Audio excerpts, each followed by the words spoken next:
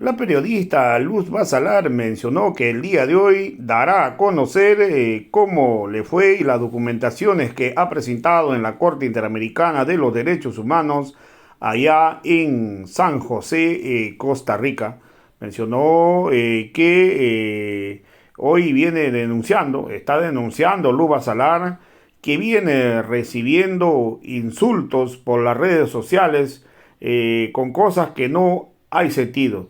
Entonces hoy lo que pasa es que hoy la dictadura está desesperado y quiere callar a la periodista Luz Basalar por las denuncias pues que viene realizando ante la Corte Interamericana de los Derechos Humanos. También Luz Basalar recalcó que hoy la dictadura tiene miedo por su denuncia. También Luz Basalar ha explicado pues de la reunión que tuvo con los altos funcionarios de la Corte Interamericana de los Derechos Humanos, donde ha podido pues conversar, narrarle la realidad de lo que se vive en el Perú. Luz Basalar le ha explicado al detalle todo lo que viene ocurriendo en el Perú y cómo se están manejando. Vamos a escuchar pasajes de sus intervenciones de la periodista Luz Basalar. De la Corte Interamericana de Derechos Humanos, ¿no? Lo van a ver un poquito mojado porque ya todos ustedes vieron que fue de la lluvia, ¿no? Lo logramos y eso es muy importante, es muy importante. Cuando llegamos ahí, bueno, yo llegué al otro día, empezamos a ensayar, dijimos lo que íbamos a hacer. Yo, gracias al apoyo de todos ustedes, pude hacer polos, ¿no? Unos polos blancos, otros polos negros, porque para nosotros poder estar ahí, ¿no? Algunas ya tenían el polo negro porque ya lo habíamos dado al comienzo en diciembre, pero otras faltaban. Entonces, bueno, al otro día pues fuimos y yo quiero decirles que pensé, comparte y ayúdanos a llegar a los $672 que necesitamos para más o menos, por lo menos para esos dos pasajes, que son lo más importante. Bueno, pensábamos que iba a ser más difícil. Yo les soy sincera, pensamos que iba a ser mucho más difícil, ¿no? Porque sabíamos, porque habíamos estado averiguando, yo sobre todo había averiguado, que simplemente era muy difícil que te reciban. Sobre todo porque tienes que pertenecer a un colectivo registrado y todo lo demás. Los abogados que se pusieron en contacto con nosotros, que nos habían, bueno, uno de ellos me entregó una serie de escritos que yo cuando los recibí y de ahí firmamos en Plaza San Martín, dije, oye, mira qué bien, porque lo vi bien sustentado. Pero cuando lo fui a leer, me doy con la sorpresa que tenía muchas falencias, que no decía exactamente lo que nosotros queríamos decir y que más hablaba de otros temas, ¿no? De otros habeas corpus que habían presentado aquí, en fin. Entonces le pedí que por favor lo subsanen lo más pronto posible porque el otro día nos íbamos, ¿no? Nunca me respondió. De ahí hubo una abogada que se comunicó conmigo y que solamente por respeto a la lucha, no digo su nombre, y no digo los nombres solamente por respeto a la lucha, no por lo que ellos en verdad representen, ¿no? Y quedaron en que me iban a apoyar, ¿no? En que iban a solucionar esto, pero la verdad de las cosas es que era totalmente falso. Y yo desde aquí les quiero decir a todos de que yo no veo, y así se los digo, no veo abogados que realmente quieran la libertad del presidente Castillo y su restitución. Porque si en verdad la quisieran, lo primero que hubieran hecho es apoyarnos. ¿Me entienden? porque por encima de todo, de sus envidias, de sus celos, no sé, sus problemas psicopersonales que tenga, está la lucha del pueblo, ¿no? Entonces no me parece, no era correcto, y ahí me di cuenta de muchas cosas. Pero yo les voy a decir una cosa, yo soy Luz Basalar, soy una persona de fe, yo creo que todo mi camino, y estoy más que convencida, me lo pone Dios. Así que el día que fuimos a la Corte Interamericana de Derechos Humanos, estaban dos hermanas también, que ellas fueron con su plata, porque al final fuimos 14, no fuimos 12, ellas pagaron su pasaje, yo les agradezco mucho también. Ellas estuvieron ahí con nosotras apoyándonos, llevaron unos banners muy bonitos de la familia presidencial y también de la presunta organización criminal. Entonces llegamos y empezamos a manifestarnos, ¿no?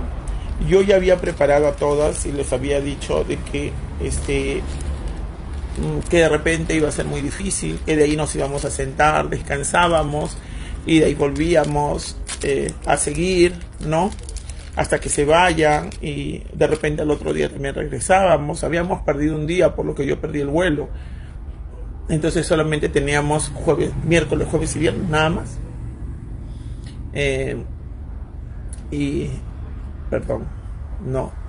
Teníamos jueves y viernes porque yo llegué el miércoles, ¿no? Entonces, empezamos, como ustedes lo han visto en imágenes, ¿no? Empecé a decir todo lo que yo soy conocedora por mi labor de prensa. Cosas de la vida. Había una actividad dentro de la Corte Interamericana de Derechos Humanos, que por cierto es muy bonita, es muy acogedora. Es una casa muy acogedora. Y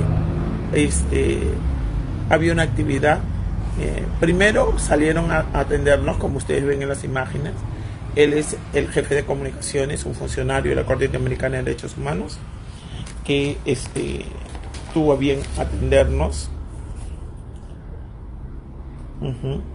Él es Ponce, Sofía Ponce. La cuestión es que él, ¿por qué estaba saliendo? Porque el presidente de la Corte Interamericana de Derechos Humanos y todos los magistrados nos habían escuchado y habían escuchado muy clarito todo lo que estábamos diciendo. Ellos, ustedes saben, están en una actividad donde hay mucha gente de otros países. Lo mínimo que quieren es que pues haya un reclamo de esa naturaleza. Entonces, la verdad que también se sorprendieron, porque su cara de ellos era como que de Perú se han venido, es que no podían creerlo, ¿no? Y me dijeron que podía pasar yo con otra compañera. Pasamos. Estuvo otra, una abogada, y estuvo otra funcionaria, ay Dios mío, magistrada, no me acuerdo ni su nombre, Gladys creo que era. Pero estuvieron los tres atendiéndonos y me dejaron exponer todo. No habíamos llevado el documento porque la verdad que pensábamos que iba a ser mucho más difícil.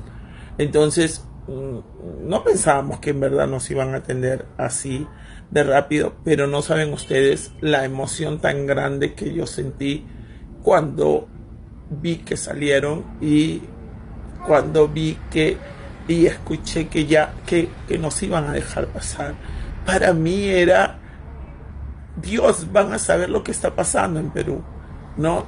Entonces para mí fue algo muy grande, muy grande. Yo estaba muy emocionada porque me iban a escuchar, y iban a escuchar la verdad, porque yo, como todos ustedes saben, tengo muy claro que acá lo que hay en el Perú es una presunta mega organización criminal que ha tomado nuestro país. Así que entramos, nos sentamos, nos brindaron agua y dijeron que queríamos. Bueno, yo solamente quería agua y la hermana también. Y empezaron a notar todo lo que yo iba relatando. Me dijeron cómo así habíamos llegado. Entonces le dije de que yo era directora de un medio de comunicación digital, también soy activista, y que pues no queremos ni un muerto más, y que desgraciadamente nuestro país está siendo afectado por una presunta mega organización criminal que está conformada por el Ministerio Público, la cabeza del Ministerio Público, que es Liz Patricia Benavides, no presunta Cuellos Blancos, Dina, ¿no? Keiko Fujimori, que tiene al Congreso y el Tribunal Constitucional, y que para decepción de todos los peruanos también estaba incluido la bancada de Cerrón, ¿no? De Perú Libre, el bloque magisterial, que eran maestros, simplemente que estábamos desprotegidos, ¿no? Mis palabras fueron: nosotros no tenemos quien nos defienda, el pueblo peruano no tiene quien nos defienda, no tenemos quien nos defienda. O sea, nosotros estamos peores que huérfanos, y estamos muy, muy preocupadas porque están hablando incluso de seguir coaccionando a Puno por lo de litio. Entonces, alguien tiene que parar esto. Y nosotros sabemos que aquí hay muchos escritos que los abogados han presentado sobre la situación del presidente Castillo, sobre la situación de los derechos humanos en nuestro país, y queremos que ustedes lo hagan ya, que aceleren, ¿no? Y que nos permitan dejar un escrito. Entonces me dijo que sí, que no había ningún problema, que recibían el escrito y que lo podía dejar en físico, ¿no? La abogada habló y dijo: tú sabes que esto es un procedimiento. En realidad lo que nosotros estábamos haciendo era totalmente, pues, a ver, ¿cómo les puedo decir? Hay un procedimiento para presentar escritos en la Corte Interamericana de Derechos Humanos. Nosotros nos estábamos saltando muchas vallas y de frente estábamos ahí. Y yo le dije que sí, que yo era consciente de eso, que yo me gusta, yo realizo el periodismo de investigación y sabía muy bien cuáles eran sus funciones de la Corte Interamericana de Derechos Humanos, que sabía muy bien que su respuesta de ellos iba a ser de que teníamos que hacerlo de esta manera, pero que para mí lo más importante era que nos escuchen. Y que el presidente, el magistrado, ¿no? De la Corte, el presidente de la Corte Interamericana de Derechos Humanos, sepa realmente lo que está pasando en nuestro país, que tenga la visión clara de lo que está pasando en nuestro país, y que todo lo que yo iba a mencionar ahí podía ser contrarrestado.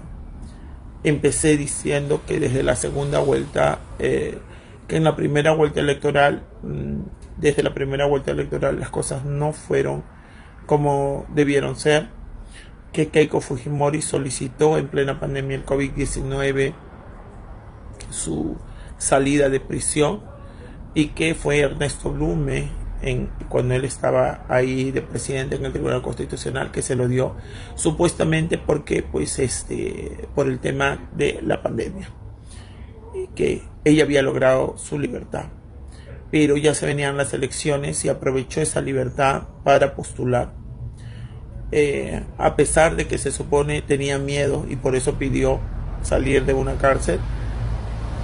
Se paseó todo el país, llevaba a extranjeros en combis, decenas de combis, para hacerlos creer de que estaban en cada ciudad. La prensa nacional le daba un apoyo escandaloso, vergonzoso, terrible, ¿no?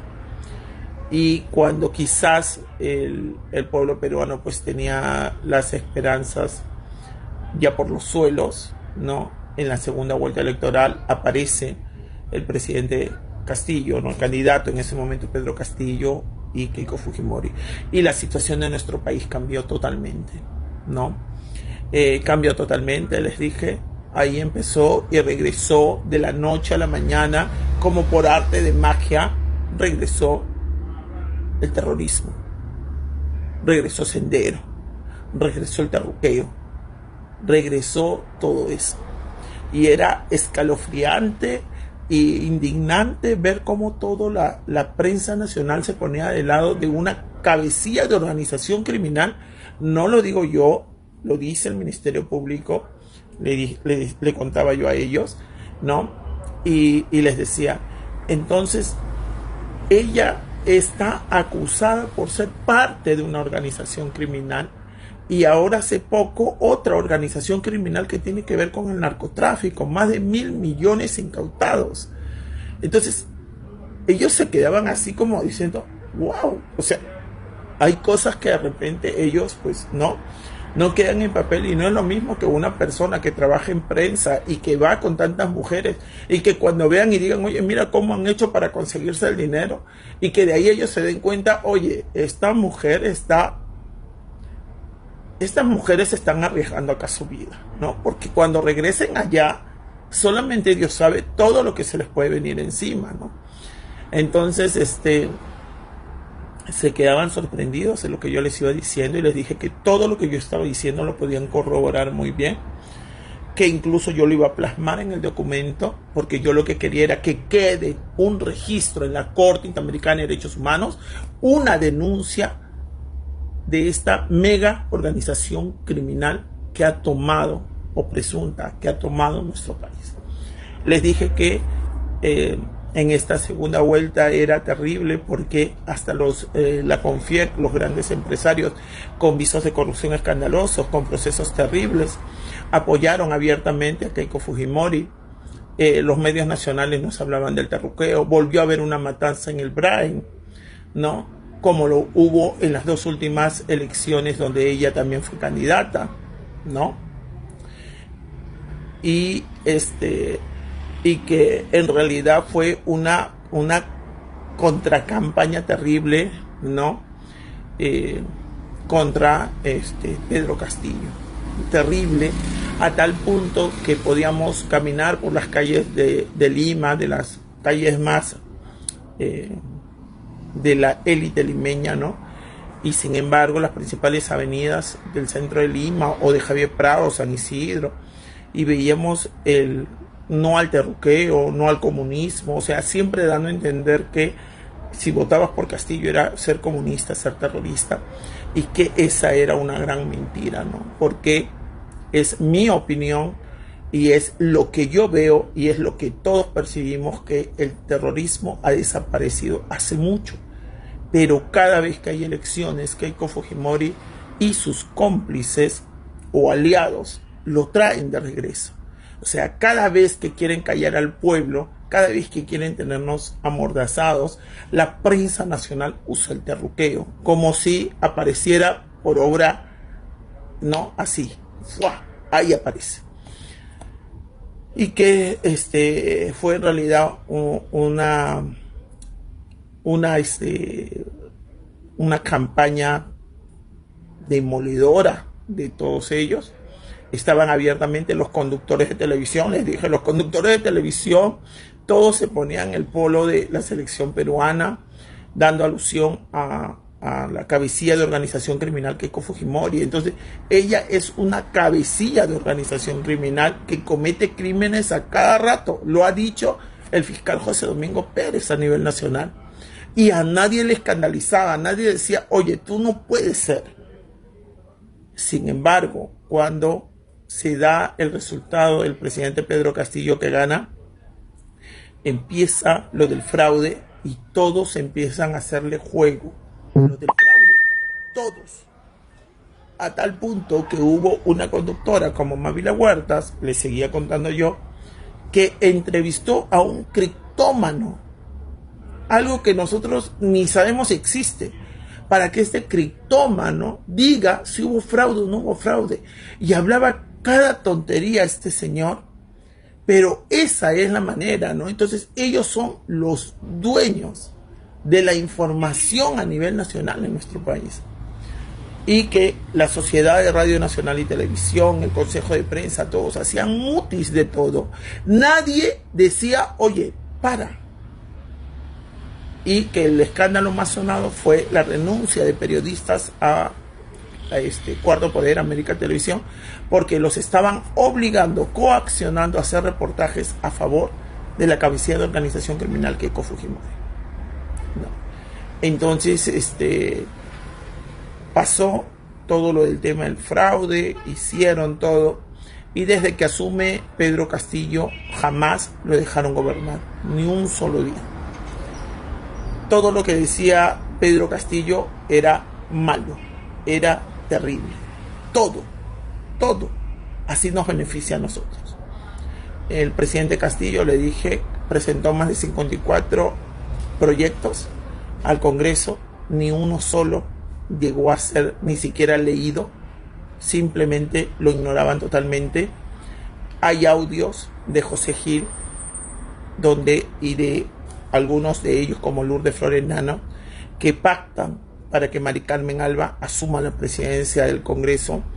Se escucha a José Gil decir cómo pues ellos tienen que hacer para vacar a Castillo, que tienen que bajarle a ministro tras ministro tras ministro. Luego que hay el audio de Marta Moyano, donde ella pues abiertamente dice de que ya tiene a la prensa, que tienen todo prácticamente, y que solamente pues tenían que esperar a hacer algo grande. Igual con los transportistas, le dice abiertamente en un video, porque ese ya no es audio, es video, que bloqueen las carreteras porque eso sí sería de impacto. Y sin embargo hoy están deteniendo, sentenciando, pidiendo prisión preventiva a peruanos, manifestantes, jóvenes, padres de familia, mujeres, están detenidas simplemente por bloquear carreteras. Entonces, todo eso, pues nosotros sabíamos que esto iba a terminar mal. Habíamos denunciado todo lo que estaba pasando y que el Congreso había hecho una presión fuertísima a Zoraida Ábalos como fiscal de la Nación, cuando era fiscal de la Nación, para que haga lo que ha hecho Liz Patricia Benavides. Zoraida Ábalos, temerosa, yo creo, de estar en la cárcel el resto de su vida, lo que hizo fue abrir una investigación al presidente Castillo, pero como norma la ley y la Constitución que ellos defienden, las investigaciones se iban a dar a partir de cuando él termine su mandato. Inmediatamente mandaron a sus grupos a hacerle escándalo, bulla y todo lo demás. Y entró Pablo Sánchez, que le dije en Toledo, cuando lo iban a investigar, Pablo Sánchez, fiscal de la Nación en ese momento, dijo: no puedo investigarlo, tengo que esperar que termine su mandato, y simplemente porque el artículo 117 de la Constitución dice estos 4 supuestos, no hay, entonces no puedo hacerlo. Sin embargo, con el presidente Castillo, Pablo Sánchez, ni bien llegó, que llegaba solamente por un mes hasta que llegue la nueva fiscal que iban a nombrar, le abrió la investigación al presidente Castillo ya, ¿no?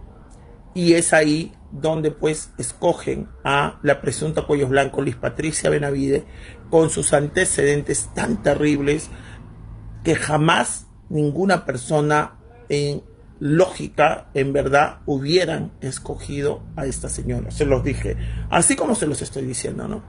¿Cómo vas a escoger a una señora que tiene a su hermana jueza con casos de narcotráfico, que tiene a su otra hermana jueza donde se han creado los cuellos blancos, que es en la Corte Superior del Callao, Benavides, y que está procesada también por los casos escandalosos de corrupción de más de contratación de 240 trabajadores?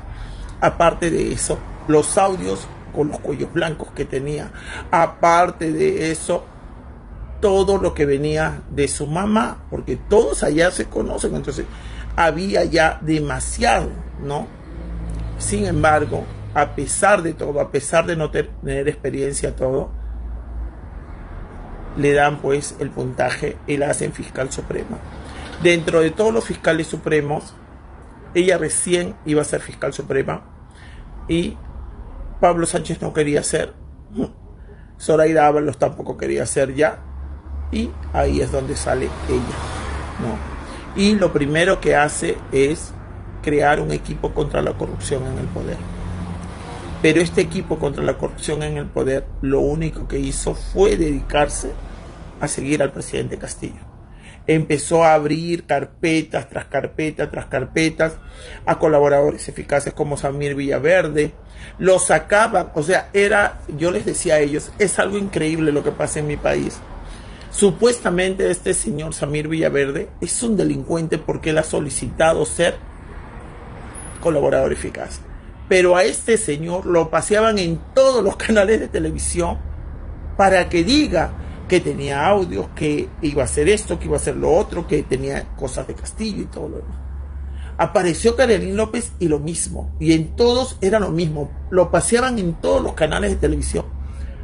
Y nadie, la fiscal jamás agarró y dijo, señores, como ustedes están paseando en todos los canales, no vengan acá a pedir ser colaboradores eficaces. Simplemente todo era una campaña súper demoledora contra el presidente Castillo. No había vergüenza en nada. Y cuando a ella la entrevistaban y decían que se están quejando porque se filtran información, todo, ella decía, esa información es importante y es de interés público. Por eso si me solicitan, la doy. Pero sin embargo, acaba de abrirle un proceso disciplinario al fiscal José Domingo Pérez, que es el que va a lograr la sentencia por no sé cuántos años de Keiko Fujimori, les dije yo. Y a Rafael Vela les ha abierto proceso disciplinario porque están hablando supuestamente de ella, cuando ni la mencionaron, en un proceso que se está viendo. O sea, estas incongruencias eran terribles. Aparte, les dije, se empezó pues a viralizar lo de sus tesis. Nosotros nos dimos cuenta, y fue la prensa alternativa la que empezó a ver de que había algo en sus diplomas que no cuadraba, que era la fecha de 3 meses. Ella salió a nivel nacional a negarlo todo y a decir que lo que pasa es que ella entró las dos diplomas casi al mismo tiempo en la SUNEDU y que son ellos los que son los responsables. De ahí, pues, como empezó ella a investigar al presidente Castillo por su tesis, la gente se interesó en su tesis y todo el Perú hasta ahorita está con la sorpresa que no tiene tesis. Y que ha salido, le digo, hace 4 días a decir que ella no va a entregar tesis. No va a entregar tesis y le han abierto procesos en la Junta Nacional de Justicia y sale ella a nivel nacional a amenazar a la Junta Nacional de Justicia, a decir que ellos no son nadie para sacarle resoluciones, que ellos no pueden estar ahí. Y ellos se quedaban así. Ellos me escuchaban y se quedaban como diciendo, ¿qué? Y yo le digo, sí, la Junta Nacional de Justicia. Le digo, la Junta Nacional de Justicia es los encargados de escoger a los jueces y fiscales en todo nuestro país y también de sancionarlos. Antes se llamaba Consejo Nacional de Magistratura, pero es ahí donde pues se descubrió la organización criminal Cuellos Blancos. Entonces se le cambió de nombre, pero al final pues estamos viendo a los peruanos que sigue habiendo estos escandalosos visos de corrupción, ¿no? Y a tal punto de que su primera misión de esta Junta Nacional de Justicia era revisar los más de 800 nombramientos, y sin embargo que habían hecho y que a muchos eran pagados o por coimas o por lo que sea, favores de Walter Ríos, César Nostroza, Julio Gutiérrez, en fin, de muchos más, y que pues no habían hecho eso, ¿no? Entonces, ante todo esto, pues esta señora ya se ha empoderado y que la CONFIEC no se había pues hecho un silencio único. Cuando la CONFIEC ha emitido aproximadamente, le dije, 3 o 4 comunicados en el año y medio del presidente Castillo, o año y meses, ¿no? Donde le pedían que renuncie, donde incluso le decían de que ya su situación no va para más, ¿no? Y siempre presionándolo, coaccionándolo para que él abandone su puesto. Todos lo querían hacer renunciar a la fuerza, ¿no? Salían todos los congresistas con visos de corrupción. Les dije, aparte de eso, el Congreso, tenemos agrupaciones que son investigadas como organizaciones criminales, como Fuerza Popular, Podemos, Perú Libre, Solidaridad Nacional o llamada Renovación Popular. Son casos que están investigados porque son presuntas organizaciones criminales, pero sus investigaciones son del 2015 a 2016, hace muchos años atrás. No avanzan por la misma corrupción que hay en mi país. Y ahí sí, el equipo contra la corrupción del poder de la presunta Cuellos Blancos, Liz Patricia Benavides, no avanza, no avanza para nada. Que era tan escandaloso lo que estaba pasando en el país que el fiscal Terán, que investiga a la hermana jueza Emma Benavides, y este señor que ha sido puesto por Luis Patricia Benavides, la hermana, quiere archivar el caso de la jueza Emma Benavides, presunta liberadora de narcos, ¿no? Bueno, presunta liberadora no, porque liberó narcos, presunta delincuente, ¿no? Que liberó narcos, ha pedido el archivamiento del caso de ella. Pero ¿a quién se lo ha pedido? A un juez que también está siendo investigado por él.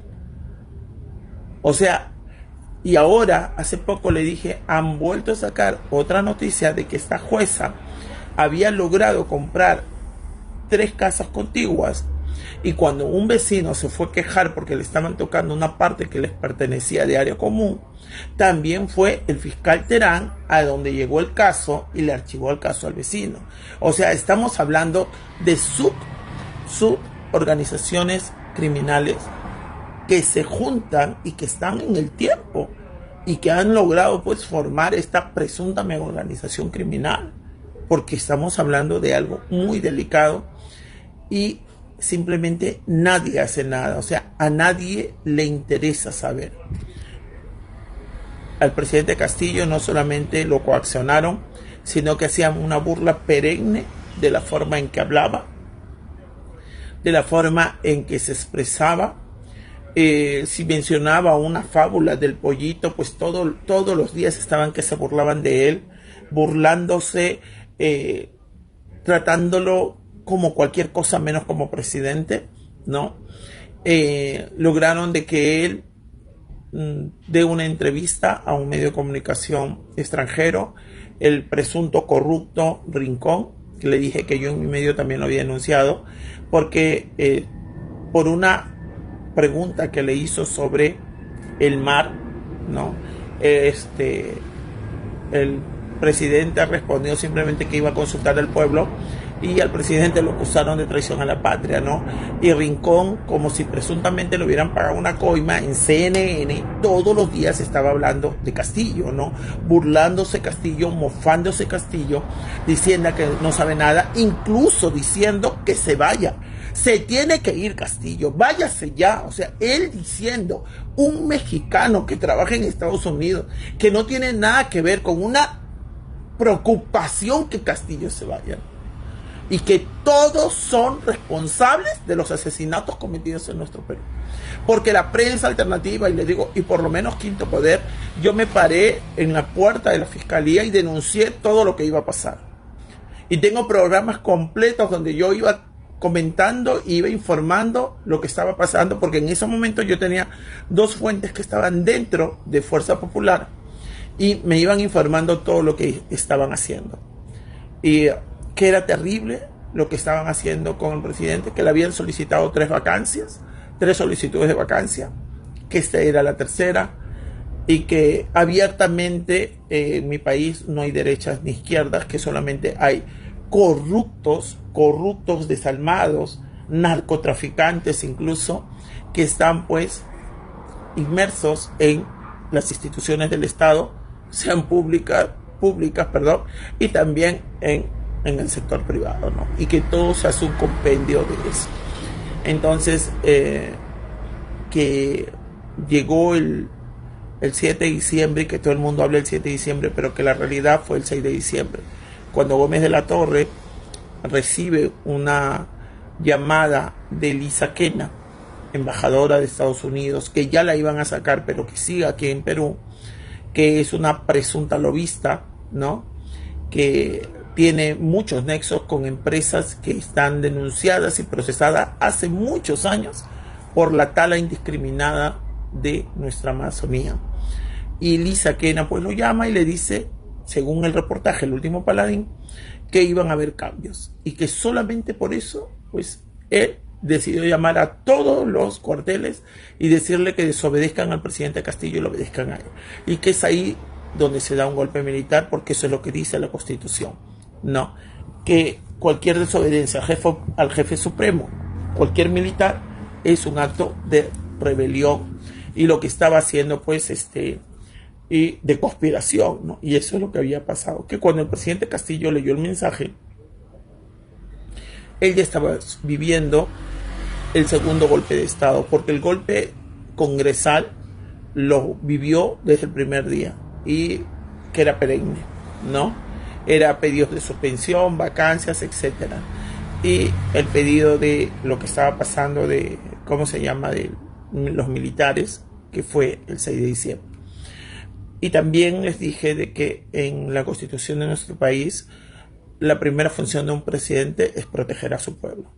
Entonces les dije yo, si la primera función de un presidente es proteger a su pueblo, el presidente Castillo tenía la obligación en proteger al pueblo de ese Congreso dictatorial, corrupto, ¿no?, que está saqueando a nuestro país.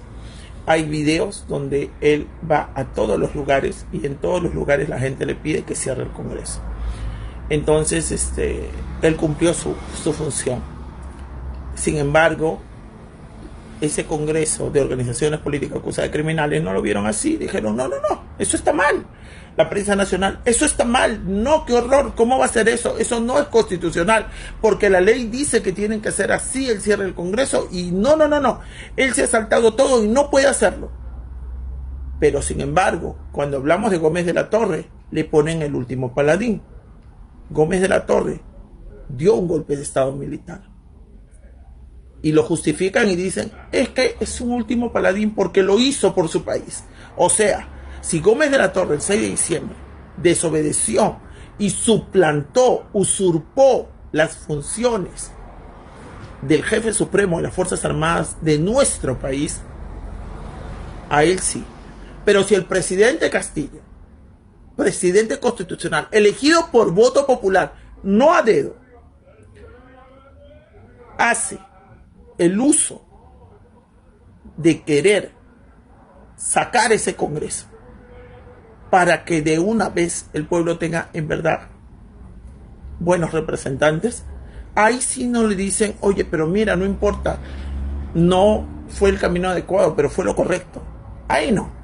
Y desde ahí les digo, eso se ve, ahí se ve, la prensa nacional está muy metida en esto. Y no es la primera vez que lo hace.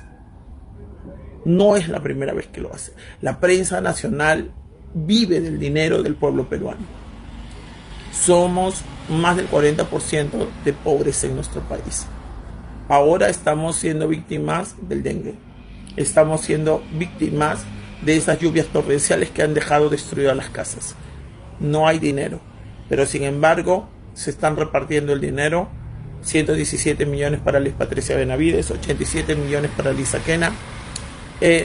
Más de 2.000 millones para las Fuerzas Armadas, más de no sé cuántos cientos de millones para las PCMs, y podría seguir, ¿no? Les dije, todo esto que yo les estoy diciendo ha desencadenado en que al presidente Castillo, cuando lo han vacado de una forma inconstitucional. No habían los 104 votos, pero hay muchas personas que han solicitado habeas corpus y los jueces de nuestro país simplemente no les interesa la ley. Ellos dicen, no, es que no corresponde. O sea, no hay un debido proceso. Es tanto así que ha habido la profesora que tenía por tener 1.900 soles y acaban de incautar más de $1.000 millones a Joaquín Ramírez y Keiko Fujimori. Y no hay ni un solo detenido. Ni un solo detenido. Él es alcalde de Cajamarca. ¿Dónde vamos? Cuando pasa esto del presidente Castillo y empiezan las protestas, y yo ahí lo dije, la orden fue tratarnos como terroristas. ¿Por qué? Porque hay uno de los programas que yo informo de que me habían escrito unos policías diciéndome que pidamos los documentos, ¿no? Porque cuando empiezan a matar a las personas, a asesinar a las personas, muchos de ellos se asustan y dicen, oye, mira, nos va a pasar algo. Y la respuesta que les daban sus sus jefes, por decirlo así, sus superiores, era: el documento es que hay una alarma de terrorismo, como un brote de terrorismo, y ellos se basaban en eso. O sea, esos documentos existen, yo les digo. O sea, ellos, para tratar y poder asesinar a los peruanos, han creado documentos, y Arriola es uno de los presuntos responsables. Arriola, que ahora ya no está ahí, ahora está en la Dirección de Organización Criminal. Él hablaba del terrorismo cuando él sabe que no existe el terrorismo de Sendero. El único terrorismo de Estado que estamos viviendo es ahorita lo que nos están haciendo. Porque acá no puede ser posible que en un país aparezca de la nada. O sea, es de la nada. Y ahora pues sabemos, le dije, ¿no?, de que estos asesinatos que hicieron no ha escandalizado, no ha hecho mella en los poderosos de mi país. Les dije, no. O sea, la Confiegno dice: renuncie, váyase ya. Usted ha asesinado, no ha sabido manejar esto, no, váyase, no. Y sin embargo a Pedro Castillo sí. No salen los conductores a nivel nacional como Mónica Delta, Mávila Huertas, le digo, otros conductores, ese canal de Willax. El dueño del canal de Willax tiene procesos por corrupción. O sea, todos los que están en contra de Castillo tienen procesos escandalosos de corrupción, incluido de narcotráfico algunos. Y sin embargo, no sale ninguno a decir, como le decían a él: renuncie, porque usted está investigado, ¿no? Yo les decía a ellos. Ellos se quedaban sorprendidos, y una de ellas me dice: pero ustedes saben que estos derechos humanos, que ha habido un informe. Le digo: sí, yo sé que está el informe, pero nosotros, el informe está ahí, pero a ellos no les interesa el informe. Incluso ellos están hablando de salirse de la Corte Interamericana de Derechos Humanos. O sea, es a ese punto que nosotros estamos, que ellos nos tienen en un terrorismo de información, porque tienen los medios nacionales todas las 24 horas, o sea, cuando ellos quieren. Y esto es algo que nosotros queremos parar. Y no queremos ni un muerto más. Queremos que haya justicia. Metieron preso al presidente y luego asesinaron a más de 70 peruanos. Y yo creo que son muchos más, les dije. Porque las cifras oficiales las dan ellos. Debe haber una comisión internacional que vaya departamento por departamento a ver cuántos realmente son heridos, cuántos desaparecidos, cuántos realmente han quedado inválidos por el resto de su vida. Porque fueron a asesinarnos, fueron a matarnos. Y acá en Lima, le digo, en Lima lo tuvimos más fácil. Pero en provincia fue 1000 veces peor. Y las imágenes están ahí.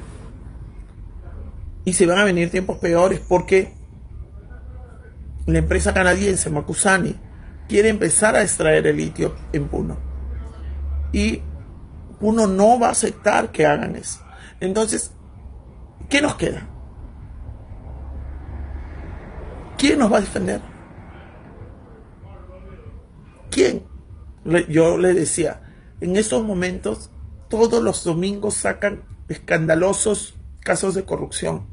La prensa alternativa sacamos otros casos de corrupción. Cada día es peor que el otro. Pero la opinión crítica solamente viene de parte de la prensa alternativa, no de la prensa nacional.